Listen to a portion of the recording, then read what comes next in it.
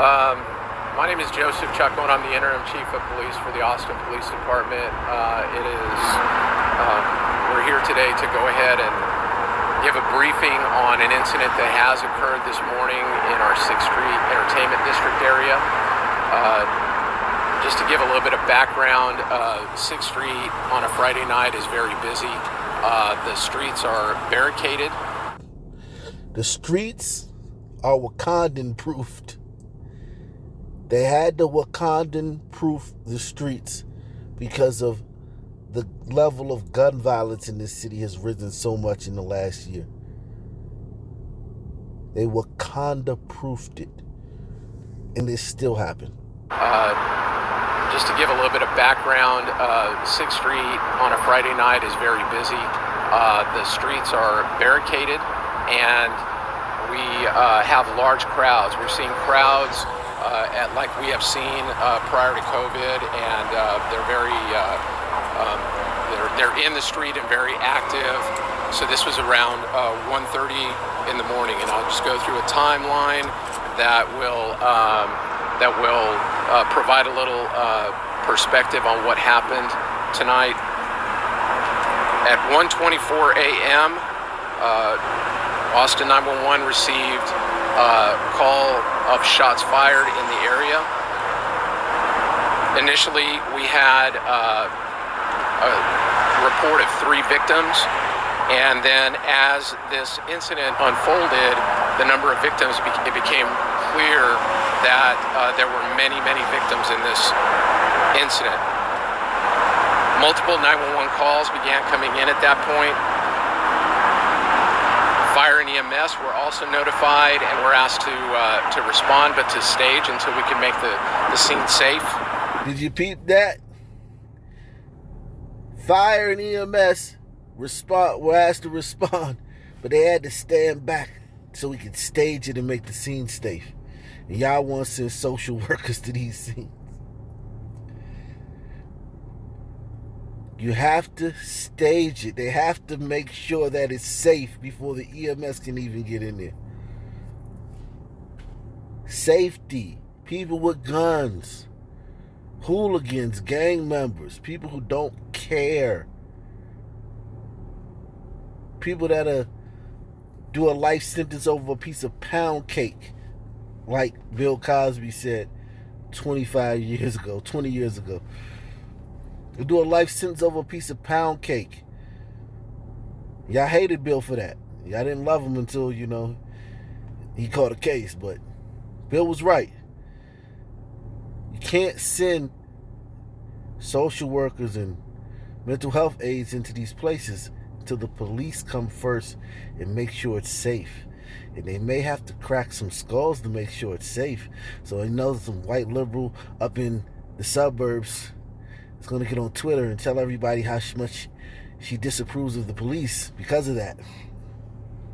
Downtown Austin and 6th Street fall in Austin's 9th City Council District, which is represented by Council Member Kathy Tovo. She spoke with KVU's Hannah Rucker earlier this afternoon. I just want to say how grateful, how appreciative I am that the officers who were there in large numbers and were able to respond immediately were also able to perform what were undoubtedly life-saving measures to those victims of the horrible gun violence. I understand that multiple officers transported victims to area hospitals. Of course, EMS and AFD were on the scene but not able to get close. But their efforts too were undoubtedly life-saving. And so, I believe it's very important for the community to recognize just how important the efforts were of all of our public safety personnel. This woman has spent the greater part of last year and years before attacking police and trying to take their funds so that it can be harder for them to do their jobs, and criminals can have more reign over the streets. She's one of these idiots that doesn't know that stricter gun laws only hurt law-abiding citizens, because the 2 guys who did this are not going to say, oh man, they said we can't have guns. Dang it, dag nabbit. I was going to get a gun, but they just passed a law saying that we can't have guns. She's one of these idiots. And she's one of these idiots that think that programs and all this crap is going to stop the shooters, the community that the shooters in Austin come from doing more shootings. She's an idiot. But now she's woken up because this shake you up. They shot a lot of people down there that wasn't ebony. A lot of people that weren't Wakandans got shot. And in Austin, the people who usually get shot are Wakandans. Even though Austin is only 8% black, it's only 8% people of the sun. The vast majority of the shooting victims are people of the sun. Everybody got shot on 6th Street that night. So now they shook up. Okay, here's the fatal gun shooting victims in Austin, Texas. Remember, Austin is 8% people of the sun.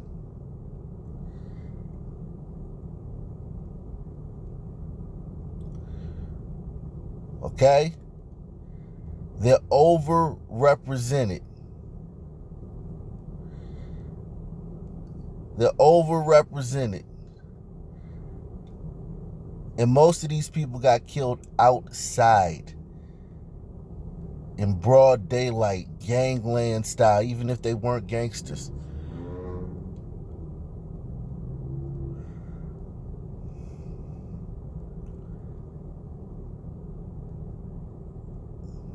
Okay? So I'm actually surprised it's not worse, though. They don't have a lot of murders. We're already back to December of 2019, so they don't have a lot of murders. But 8% of their population is dramatically overrepresented. And especially in the people that get killed on the street in public, they're even more overrepresented. And what became very clear early on in this incident is that our officers responded very quickly. They were able to immediately begin life-saving measures for many of these patients, including applications of tourniquets, applications of chest seals, and other types of first aid equipment that they carry on their person. And I'm happy to report that at this moment we do not have any persons that are deceased. So at this point, we're reviewing all of the video sources that we have. We have our Halo public safety camera system downtown. That Halo, I mean, God, dog, brothers just shoot anywhere, but damn, that Halo, boy, that catches everything. That's like, and that thing can zoom in, and it's not grainy, it's high definition, man. They know they have that down there for a reason, because gun violence is getting really bad in Austin. Gun violence. East 6th Street has served as the heart of Austin's entertainment district since the late 1970s. Yeah, but its history goes back much farther. East 6th Street has played a vital part in the history of downtown Austin, going all the way back to the 1880s. That's when many of the Victorian-style buildings that line the street today were constructed. By day, its unique architecture takes the spotlight. By night, crowded, loud, and increasingly dangerous as the heart of the city's entertainment district, sometimes known as Dirty 6th Street. Look at these people. Now, even though we know that what we know about white people, this don't look like the white people that would make this place dangerous. So why are you not telling us who's making 6th Street dangerous and who's made it to where it's now called Dirty 6th Street? Why are you not telling us that? That's the lead. That's the whole story. There's no point in doing this story if you're not going to tell us who's making it dangerous. Is it a lower class of white people coming down there? Is it hicks from sundown towns coming into the big city? Yeehaw! With their pickup trucks and their shotguns? Who's making this place more dangerous? Because it ain't these folks. By day, its unique architecture takes the spotlight. By night, crowded, loud, and increasingly dangerous as the heart of the city's entertainment district, sometimes known as Dirty 6th Street. Since the 1970s, it's been a place for live music, enjoyed by UT students and visitors to the city. But recent years have seen a rise in violence. Many say the character of 6th Street in downtown Austin as an entertainment venue has changed. Oh, so you're going to tell us with pictures and not with words. Oh, it's one of these things. It's a picture book. Okay.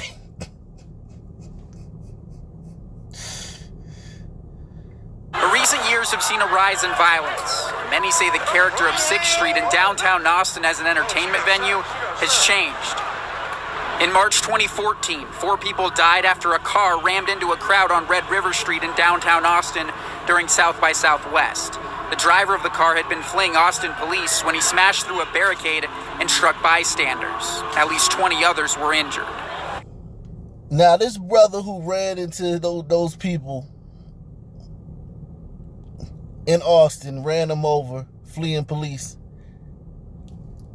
can he get the same excuse if he would have used the gun?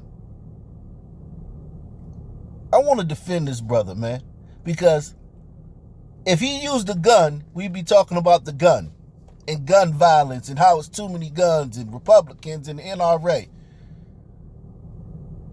Can we blame this on Toyota? No, Ford? Buick? Is it too many cars on the street? Is this car violence? Was this car violence? If this same brother had used a gun and went down there and shot 4 people, then we talking about guns. He went down there, he killed 4 people with a car. Let's talk about cars. Because it's the car that killed the people, right? Just like it's the gun that kills the people. It's not the person behind the wheel of the car, and it's not the person whose hand is on the trigger of the gun. It's the gun. So in this case, it should be the car. In March 2014, 4 people died after a car rammed into a crowd on Red River Street in downtown Austin during South by Southwest. The driver of the car had been fleeing Austin police when he smashed through a barricade and struck bystanders. At least 20 others were injured. In July 2016, a woman who was an innocent bystander on 6th Street was shot and killed when a man had intended to shoot someone else. Several people were injured. And virtually every year since then, shootings and violence have cast a shadow on the once carefree district. A night celebrating the start of the new year ends in chaos after someone fired a gun inside a club on 6th Street. This video posted to YouTube captures the exact moment a shot was fired into the air after a group of people began arguing around 2:30 in the morning. Oh my God. He's dead. New video tonight of that officer-involved shooting during South by Southwest. A homeless woman is shot and killed after a brawl breaks out between 2 groups of hurricane evacuees. It happened early this morning near East 6th Street and Brazos. Still, the violence on 6th Street overnight is by far the most serious incident in the entertainment district's long history. At 1:26 a.m., we were able to obtain a suspect description. I'll give this description. It is not very detailed, just based on the chaotic nature of the incident this evening. But it is a black male wearing a black shirt with a skinny build and with dreadlocks, dreadlock type hair. Man, I feel bad for that guy, man. That was hard for him to say. He did not want to say that. If you don't know, Austin is like the wokest town in the whole country. Austin is literally Seattle South, Portland South. They woke down there. They almost single-handedly flipping Texas blue. That's one. If anybody has earned an increase in gun violence, it's Austin. They've earned it. Like this is not a mistake. This is not an accident. This is not just happenstance. They worked hard for this. And now they got it. Gun violence, or as we say here, the Oc Nation News, sun violence, perpetrated by people of the sun. Because the gun is just laying there. The gun just, it's an inanimate object. By that logic, there should be shoe violence. Joe Pesci should be doing a life sentence for all that shoe violence he did. And Goodfellas. Shoe violence.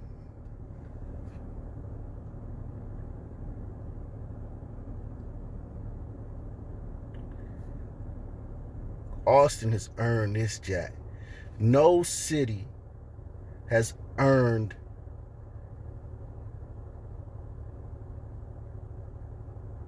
violence and worked for violence and done everything they can to make their citizens less safe than Austin. And I'm including Seattle, Atlanta, Portland, New York. I'm including all of them in there. The thing is, we don't cover Austin much, and I think we should. I think we are going to, because it will only increase after this.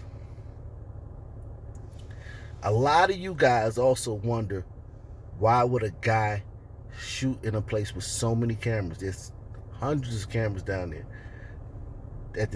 on this boardwalk that they blocked off. Hundreds of cameras down there. Why would a guy shoot down there and just like shoot that many people on that many cameras? Well, let me explain that as well. There have been 300 mass shootings, okay, this year. But there's a little lag on this. I think they've given up. I really think they've given up, because they or the people who work for this website just like, they're overworked, man. So they stopped at 128. So when we were at 128, which was maybe 4 months ago,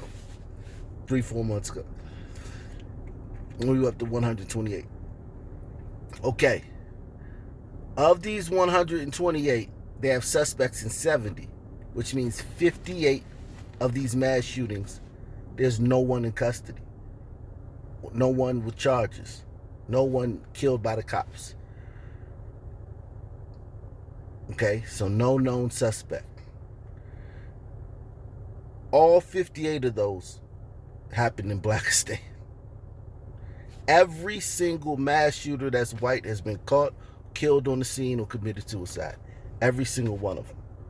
And as you can see by the pictures of the suspects, that the majority of the suspects that have been apprehended are in fact brothers. So most of the mass shootings happen in Blackistan. The majority of them happen in Blackistan, the vast majority of them. New York Times said 75%. I would say 90, but they're only counting the ones where the suspects are caught. If you take the fact that all of the ones where these 58, if you take that 70 and subtract it from 128, all those victims were black. All those happened in black districts. All those happened at black clubs.